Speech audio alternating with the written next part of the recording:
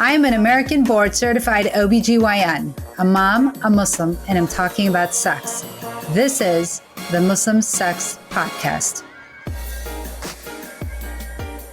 Hi, everyone. Welcome to the Muslim Sex Podcast. I'm your host, Dr. Sadaf, and this episode is everything you need to know about the G-spot and how does sexual pleasure work. And we'll talk a little bit about the anatomy, the myths, and the real talk. So before I get into it, remember, this is not meant to be any type of medical advice. If you have any questions about your health, make sure you go speak with your healthcare provider. If you have any questions about your religion, make sure you go speak with your friendly neighborhood religious leader. This is the Muslim Sex Podcast because I just happen to be a Muslim woman that talks about sex. So this episode, remember, this is number 2 in our series of the February love series that I do, that I've been doing actually now for a few years. And this episode is on the G-spot. So I know that there's often a lot of questions on that and people, are really curious. And this is also one of the things that often gets Googled because people are like, what the heck is it? So one of the most searched health questions on Google is, what is the G-spot, right? And so whenever I see that question, trending year after year, I'm reminded that, people are really curious. They're curious about the female anatomy. They're curious about what's going on in their own bodies. They're just trying to figure out and understand their bodies in the absence of like clear, honest sex education, right? So these are the things that oftentimes don't get discussed in sex ed, right? Most sex ed, if you're lucky enough to even get sex ed, focuses on abstinence. A lot of it focuses on prevention of pregnancy and, of course, prevention of sexually transmitted infections. What I'd love to see is in sex ed is more talk about consent, about safety, and about pleasure. And that would really be, phenomenal, but I'm not really sure that's going to ever happen. So until then, you have this podcast. So today we're going to talk about the science and what the science says about the G-spot, without, shame, without exaggeration, and without pretending that we know more than we actually do, right? So here we go. So what do we mean when we talk about the G-spot? So when researchers and clinicians use the term G-spot, right, they're generally referring to a region of heightened sensitivity, meaning that that area is really sensitive along the anterior portion of the vaginal wall, right? So the front wall of the vagina closer to the vaginal opening. So, if you imagine that the vagina is like a tube, right? Or rather a sock. How about that, right? So if we're thinking that the vagina is like a sock, so the part of the sock that is the opening, right? That's where the G-spot is, toward the top part of that sock and toward the opening. That's where, we think that the G-spot may be. Now, here's where we need to be just a little bit more precise. So the existence of the G-spot, right, as a distinct anatomical structure like the clitoris or the ovary remains controversial. We're not really sure if that is even a thing, right? So what we do know, though, is that the area that we believe is the G-spot is, and studies, right, and some anatomical and histological studies have identified that there's this complex. If you were to imagine the clitoris, it actually kind of looks like a wishbone. Okay. And so the top of that, that's the little part is what we see outside, right, on the genitals. Most of the clitoris, actually the body, right, the legs of it are on the inside. And so, it literally is the tip of the iceberg of what we see when we take a look at the clitoris when we're doing an exam. And so the G-spot is kind of like this neurovascular complex, this region, right? And it contains a lot of nerves, and that's what makes it very sensitive, blood vessels, and also in some cases, we think the nerve ganglion, basically. What we're saying is that, the G-spot contains nerve bundles, blood vessels, and nerve cell bodies. Okay. And so that's what the nerve ganglion is.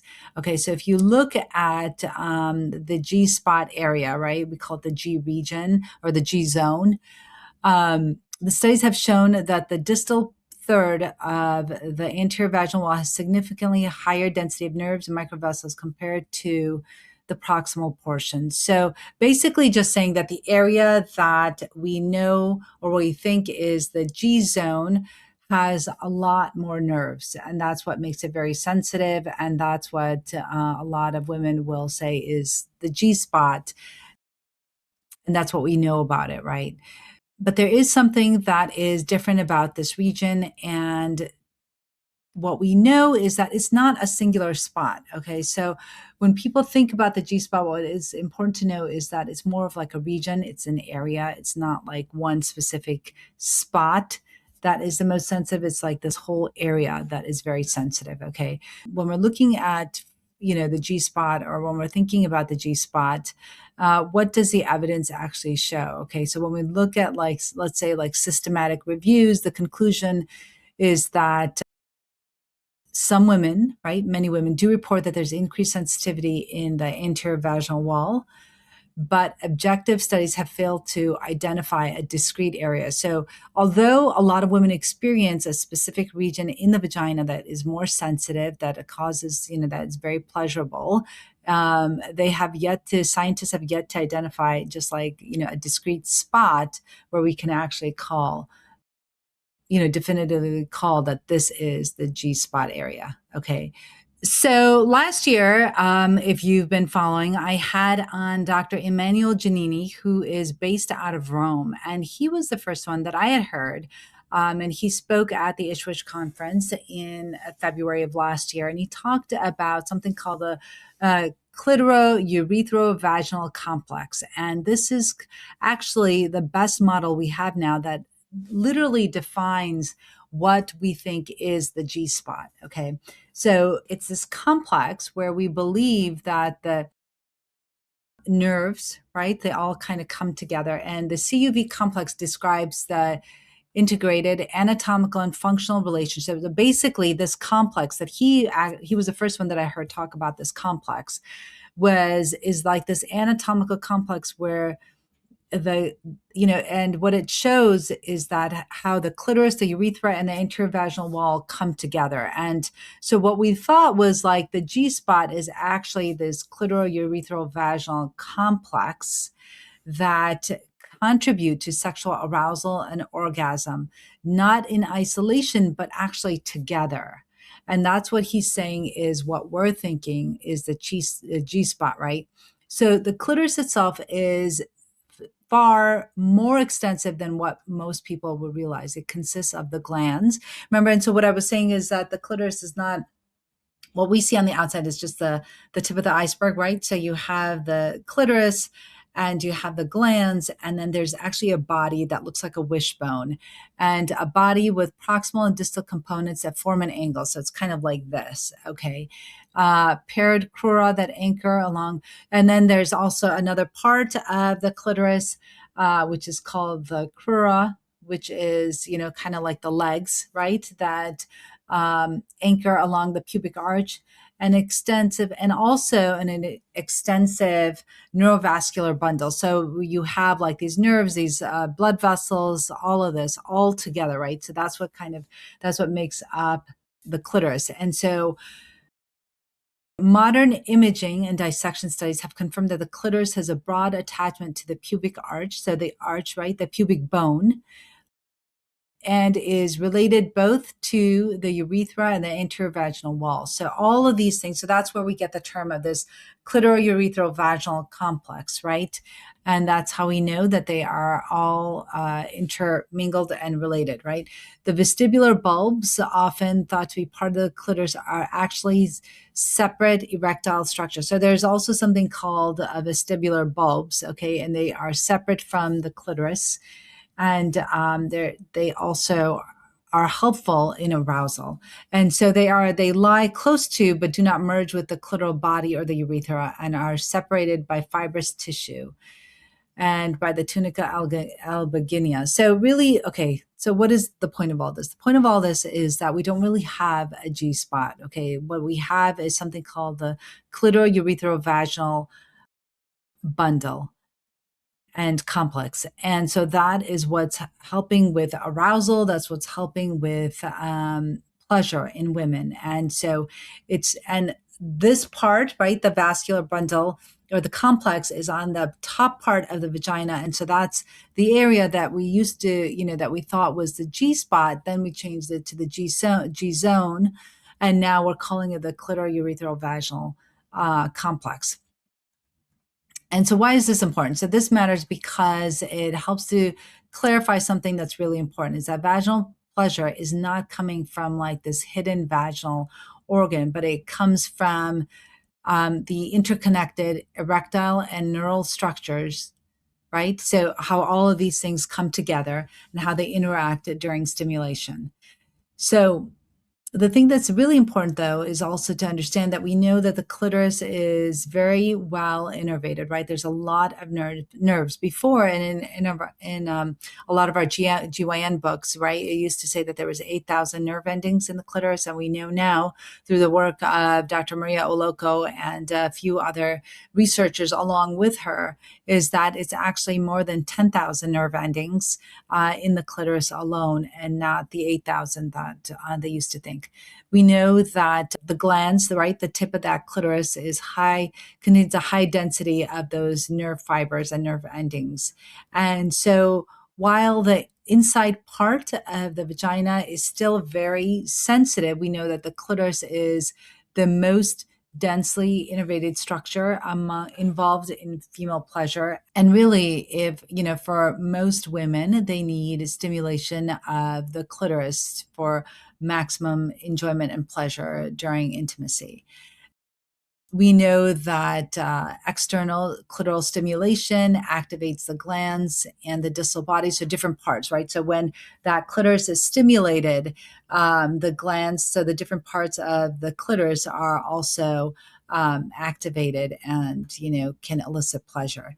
Vaginal penetration, on the other hand, for some women that, have a very sensitive G spot, it engages the entire clitoral vaginal complex, including the clitoral roots, right? So that's where that pleasure from penetration for some women can come in. But we know, right? We know of the orgasm gap. We know that most women, most cisgendered women that are in a heterosexual relationship do not achieve satisfaction with penetration alone, right? The studies show, and that's where that orgasm gap comes in. It's saying that most women just with penetration alone do not experience pleasure, but rather they need stimulation of the clitoris.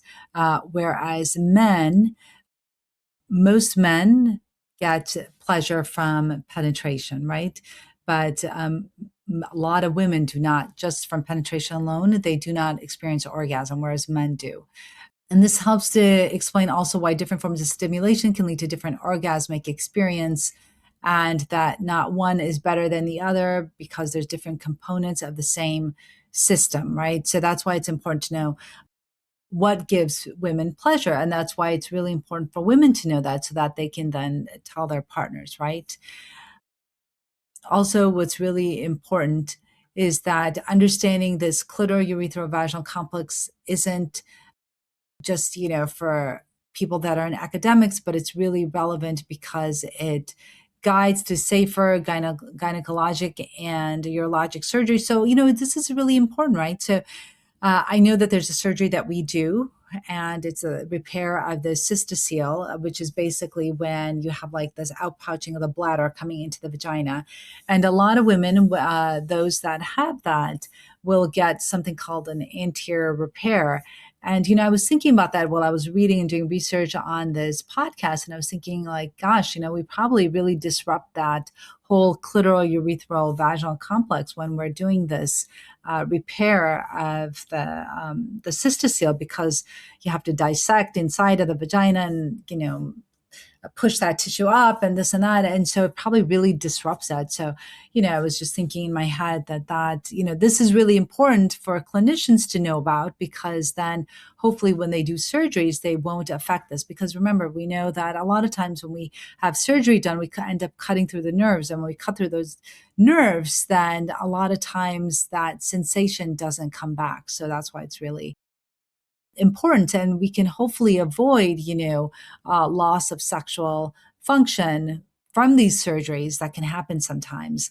And also, we can counsel our patients better, right? So if you're a doctor or somebody doing surgery on patients, and they need surgery for, let's say, that cystocele repair or anything that's affecting the anterior part, right, the top part of the vagina, then it's really important to know about this complex so that perhaps you can avoid some of the key areas so that you don't cause problems with that patient experiencing arousal or orgasm or pleasure during intimacy, right? There's also some research that notes that if we have smooth muscle dysfunction, right, if that smooth muscle is not working appropriately in the clitoral erectile tissue, then that can also lead to sexual dysfunction. Okay, so this is an evolving area, and they're learning more. Researchers are learning more about this clitoral vaginal complex, and basically, it's important in relation to sexual arousal and dysfunction and orgasm. So, really things to be on the lookout for if you're interested in the G spot and you really want to know what's going on. You may want to look into research that focuses on this. Okay. So basically, the important thing to note is that understanding the female orgasm is not about finding some one elusive spot that some people are like, oh, does it exist? Does it not? It does exist. It's just not a spot, right? So it is a whole area. Like I said, we used to call it the clitoral zone, but now we call it the clitoral urethrovaginal complex, and it is a complex that is on the anterior, so the top part of the vagina. That also, when the external clitoris is stimulated, that tissue also gets stimulated and helps with sensation help. It can also help with pleasure. And so that's why some women who are very sensitive in that area will experience pleasure with penetration, whereas some women may not experience that pleasure with penetration and may just need stimulation of that G spot, right? But we know that the clitoris has this body that extends down into the labia and is really much bigger than what we see externally. So it's about recognizing, that pleasure arises from a lot of different organs, right? From the tissue, from the nerves, from the blood flow and the brain. And we know that, as we get older as women or people that are born with ovaries, we know that as we get older, there is decreased blood flow to the vulvar region. And that's why vaginal estrogen is really, really important during this time, because it helps to bring back that blood flow to that region, and it can help with orgasm, it can help with stimulation, it can help with arousal, right? All of those things. And so this framework really helps us to normalize that diversity in sexual experience, diagnosing dysfunction really more accurately, and approach intimacy with less pressure and more compassion, right? So that's really what's important. So it's also important to know that the clitoris remains the principal organ for female sexual pleasure, and that the vaginal sensitivity that people consider the G spot is best understood looking at the whole complex system with the clitoris, the urethra, and the vagina, and how they all come together, and how that erectile tissue, right, all comes together to support the sexual arousal and pleasure. And we know that, another really crucial point we know is that pleasure begins in the brain, right? We know that the most important organ for sexual pleasure is the brain, and oftentimes it gets overlooked. So, a lot of times people are just more interested in, the G spot or this and that, but you really have to know how to stimulate the brain, right? And so that's where that is really important. We know that neuroimaging of the brain shows activation of the amygdala, the insula, the different parts of the brain, the hypothalamus, the reward centers of the brain during sexual arousal and orgasm. And these regions process, whether or not somebody wants sex, right? If they like it, the motivation, the pleasure that they're getting, the emotional meaning, the reward. So, it's not just about the anatomical parts of the body that will help us to experience pleasure. But remember that if your brain is not mentally in whatever it is that you're doing, if it's sex, if it's some type of sexual experience, right? If you're thinking about so many other things, then you're not really going to be in the moment. You're not really going to be in your body. And so you may not even experience pleasure during this whole time because you're not really focused in what you're doing, right? So that's why this mindfulness and sensate focus that I always talk about comes into play. Remember that sexual pleasure follows the same pathways as other reward centers in our brain, like food, connection, and affection. And that's why also I talked about, it's really important to talk about safety when you're talking about sex education. This shows why emotional safety, stress levels, and mental presence matter so much, right? The body can't override the brain. So, again, if you are not focused on what it is that you're doing when you are being intimate with your partner, then it's going to be hard for you to experience sexual pleasure. And that's, maybe you'll experience pleasure when, when the clitoris is being stimulated, but you have to be present, right? And I think that's the most important thing is be present when you are in doing some type of sexual activity. Okay. So that's kind of like the brain portion of it, right? So we know that in arousal and stimulation, the brain has to really be part of what's going on, right, with the body. But there's also something called the nitric oxide cyclic pathway, which leads to smooth muscle relaxation. And that basically happens when you have stimulation of the clitoris. So if there's genital stimulation, it's something that's really amazing, right? Is that the body activates the cycle that causes your muscles to relax, right? So it's actually basically priming you to experience pleasure. It's telling you to relax. It's, really allowing your muscles to relax during this time. Also, what happens is that you get a lot of blood flow to that area, right? And then there's engorgement of that tissue of both the clitoris and the penis when you're involved in some type of sexual activity. And we see this process, right? This stimulation of, the smooth muscle relaxing, the blood flow going to the genitals, and engorgement of the erectile tissue. We see that happen in both, people, both men and women, right? And also, it's important to know that there are different spinal pathways, right? So, the reason that I'm telling you all of this is that I know it sounds easy to just say, just tell me what the G spot is. That's all I want to know, right? Not all this other stuff. But it is important to know all this other stuff because we have to see how the mind reacts with, right? How important is the brain when we're talking about sex and we're talking about stimulation and we're talking about pleasure, right?